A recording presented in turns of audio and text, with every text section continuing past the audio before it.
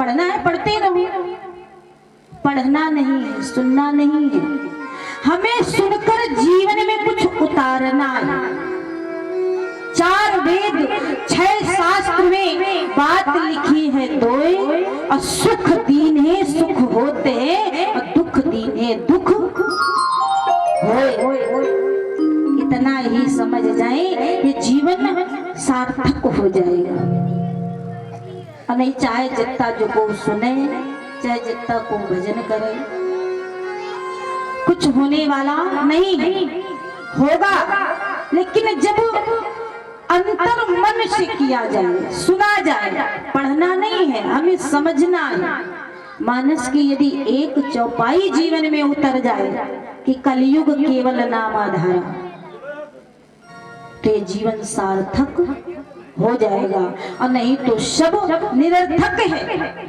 जैसे बुजुर्ग लोग कह देते हैं बच्चों से, बेटा सुबह जगा करो, सबके पैर छुआ करो। लड़का बच्चा का कहते हाँ जाने का बतावा करत है। हाँ? आप लोग कहोगे बहुओं से कि बिटिया सुबह उठा करो ब्रह्म वेला में, तो क्या कहते हैं सवेरे सवेरे ते हल्ला मारे लाए दादा। और आपकी बात को अनसुना करते हैं। जो हमारे जीवन में जरूरत है वो आपको भी पता है, नहीं पता क्या? हमें सुबह जल्दी जगना चाहिए, भगवान का नाम लेना चाहिए, आपस में प्रेम रखना चाहिए, चरित्र को संभाल कर रखना चाहिए, सुख दुख में सबका साथ देना चाहिए। नहीं पता क्या?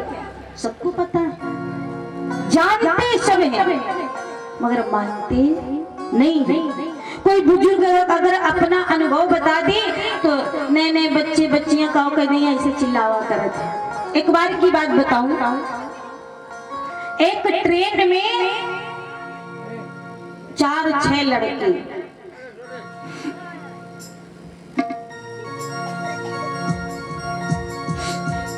भैरव बाबा, हाँ ये भैरव बाबा, 4-6 लड़के।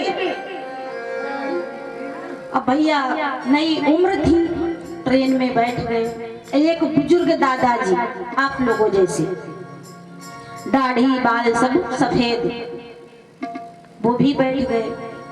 अब लड़के तो लड़के, जहां जाए लड़के, लड़ना झगड़ना हंसना खेलना, ये युवा उम्र में कुछ ज्यादा ही अच्छा लगता है। अब बड़ी विडंबना हो गई। दादाजी बड़े शांत स्वभाव के, शांति से बैठे, और उस डब्बे में कोई और नहीं था। तो लड़कों ने कहा क्यों ना हो कि दादाजी को थोड़ा परेशान किया जाए तो आनंद आए, हंसी आए। अब बुजुर्ग हैं, अब वो सोचे करें तो क्या करें। तो लड़कों ने कहा चैन खींच देते हैं, दादाजी का नाम बता देंगे। हाँ, अब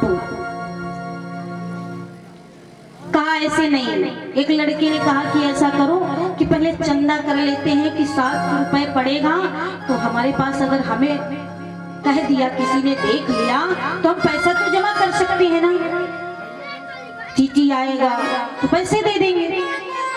तो 7 लड़कों ने 100-100 रुपए दिए एक लड़के को। अगर कोई ऐसी बात हो जाए भैया तो हम दे देंगे। और एक लड़के ने अपने ऊपर की जेब में डाल लिया। अब दादाजी बड़े परेशान कि चैन ये खींचेंगे पकड़े हम जाएंगे, हमारे पास उतने पैसे भी नहीं। थोड़ी देर हुई, एक लड़के ने चैन खींच ली, ट्रेन रुक गई। अब टीटी दौड़े फिर, कहा भैया किसने खींचा चैन।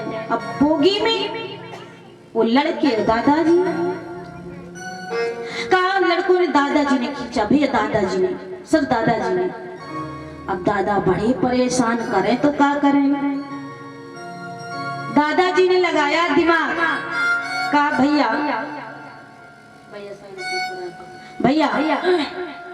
मैंने चैन तो खींची सर साहब, मैंने चैन तो खींची, लेकिन बड़ी विडंबना थी। इन लड़कों ने 700 रुपए हमारे ले लिए, हमको 2 थप्पड़ लगाया, और सर ना मानो तो इसके ऊपर की जेब में पड़े हैं, देख ले। अब देखा, दिखाओ भैया अपनी जेब दिखाओ। अब 27 थे। दादाजी ने कहा कि अब बताओ क्या करते।